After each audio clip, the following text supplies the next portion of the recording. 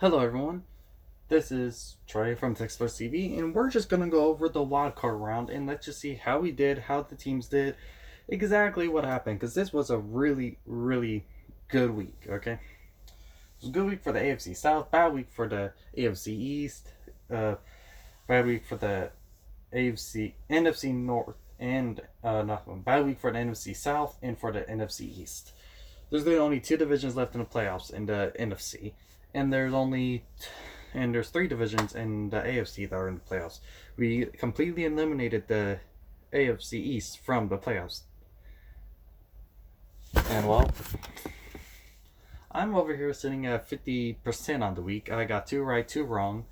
Uh, I guess, could be worse. Wish I did better, but I mean, for four games, you get one game wrong, that's 75%. You get two games wrong, that's 50%. I'm lucky I didn't get all the games wrong. The coin flip is doing amazing. They only got one game wrong. 3-1, 75%. In the power rankings, sitting at 1 and 3, 25%. So according to the power rankings, there are three upsets. The coin got it just right. And yeah, the way I see it, coin flips really pulling through in the playoffs just like it did last year. This is why I did the coin for the regular season, because I was wondering how the coin would do. But the playoffs, last year, the coin did nearly perfect in the playoffs. Dang. Now, the Texans pulled through with the win against the Bills in overtime. The Bills were the power ranking favorites. I picked the Texans. The coin picked the Texans. I guess Texans. We were down 16-0, and then after they sacked by J.J. Watt, the Texans pulled through 19 straight points at the end of the third quarter and then throughout the fourth quarter. And the Bills got just enough to tie it back up to go into overtime. And then the Texans won it in overtime by a field goal. And that's kind of revenge for 93 when the Bills had the greatest comeback in playoff history against the Houston Oilers. You know what? It was a really good football game. It could go down as a classic depending on how well the Texans do for the rest of the playoffs. If we lose, people aren't really going to remember this. And you want to know what proof is? People are calling us guaranteed first round buys, even though this is our fourth win in the wild card. We're 4-2 in the wild card now, and they're calling us guaranteed of first round outs. I'm sorry, not first. If we lose again, they're going to forget about this, just like they forgot about the other three wins. Tennessee Titans pulled a huge upset. The coin, I believe, picked the Titans. No. Yeah, the coin picked the Titans. It was the only thing me and the coin disagreed on. Power ranking picked the. Let's be honest. Patriots were the power ranking favorites. I picked the Patriots. And yeah, Titans pulled an upset. They came through. They got the win. 2013. Patriots got an early lead, but then once the Titans got a lead, nothing happened. And here's the thing, though: the Patriots just needed to do a score to get the win. Safety 2 points, a field goal 3 points, or a touchdown 6 points. They just need to do something. You know how it was 14-13, but instead of getting a score, they got a pick six, and that could very well be Tom Brady's very last throw, which is kind of sad when you think about it. Even if it's just his final throw as a Patriot.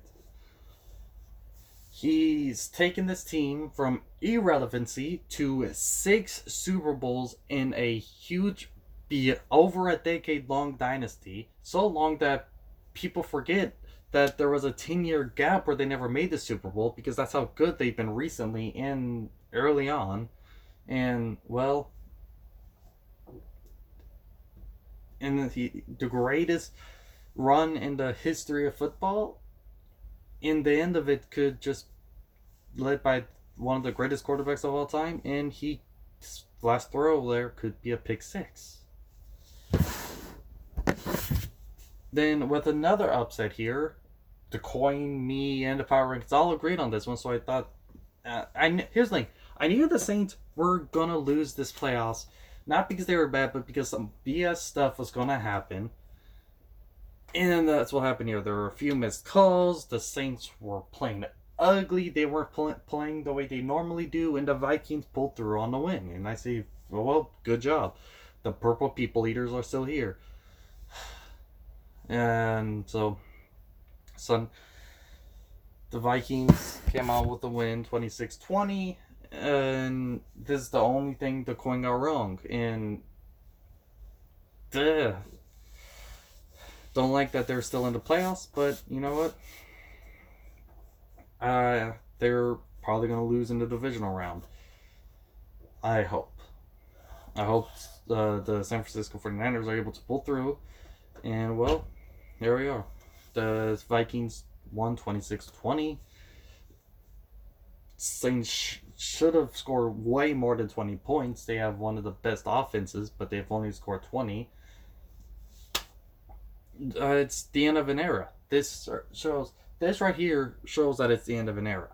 You got Tom Brady and Drew Brees gone. The only real older quarterback here left is Aaron Rodgers, and he's not playing his best either. And if he makes a Super Bowl, he's going to be the last of them to make the Super Bowl. Tom Brady isn't coming back to make a Super Bowl. Drew Brees isn't coming back to make the Super Bowl. This could very well be the end.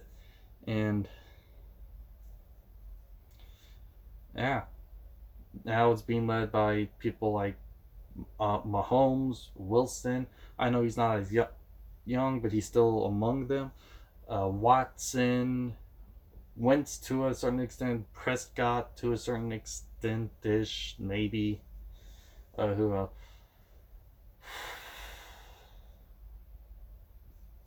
It is the new wave of quarterbacks are starting to pull out, and the older ones are starting to become irrelevant. It's a new era, and I hope the Texans lead the new era with their quarterback with lots of Super Bowls. And you have the Seahawks and the Eagles in. Wow. Eagles were the power ranking favorites in this one. Seahawks still don't have a defense. Their rushing game has gotten worse.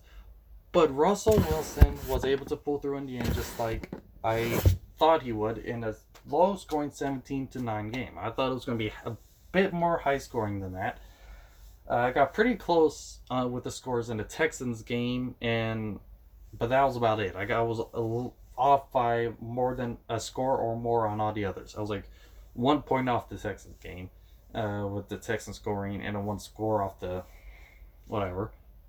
But this one, I think I was the furthest off. I thought it was going to be a bit more high scoring because the Eagles can score it, the Seahawks can score it well, but they also give up points. And I knew that the Eagles, their injury woes would keep them from winning, but dang, this was pretty low scoring. Seahawks won though, and they're moving on to the divisional round, and now they're going up to face the Packers. The Vikings are going up to face the 49ers. We're going up to face the Chiefs, and the Titans are going up to face the Ravens. And now let's see how the divisional round falls go.